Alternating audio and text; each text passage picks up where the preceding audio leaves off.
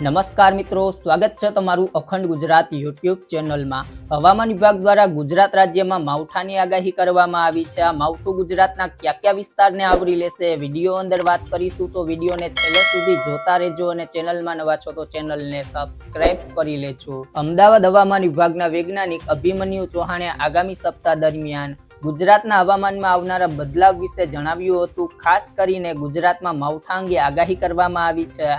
સાથે જ રાજ્યના કયા વિસ્તારમાં કઈ તારીખો દરમિયાન વરસાદ પડી શકે છે તે પણ જણાવ્યું હતું। અભિમન્યુ ચૌહાણે જણાવ્યું કે આગામી સમયમાં 5 દિવસ દરમિયાન હવામાન શુક્લ રહેશે, જ્યારે સપ્તાહના અંતમાં ગુજરાતના કેટલાક ભાગોમાં વરસાદ થવાની સંભાવના છે, જેમાં 27મી તારીખે ઉત્તર ગુજરાત ઉપરાંત કચ્છ સૌરાષ્ટ્રના ઉત્તરના ભાગમાં માવઠું થઈ શકે છે।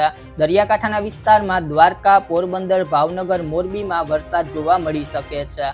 28મી તારીખે ઉત્તર ગુજરાતના બનાસકાંઠા, સાબરકાંઠા, અરવલ્લી, મહીસાગર ઉપરાંત દક્ષિણ ગુજરાતના મધ્યપ્રદેશ સરહદને અડીને આવેલા જિલ્લાઓ છોટાઉદેપુર, નર્મદા, તાપી, ડાંગ, નવસારી, વલસાડ, દમણ અને દાદર નગર હવેલીમાં હળવો વરસાદ થઈ શકે છે। જો મિત્રો તમને અમારો વિડીયો પસંદ આવ્યો હોય તો વિડીયોને લાઈક કરો, તમારા મિત્રો સાથે શેર કરો અને જો તમે ચેનલમાં નવા છો તો ચેનલને સબસ્ક્રાઇબ કરી લેજો।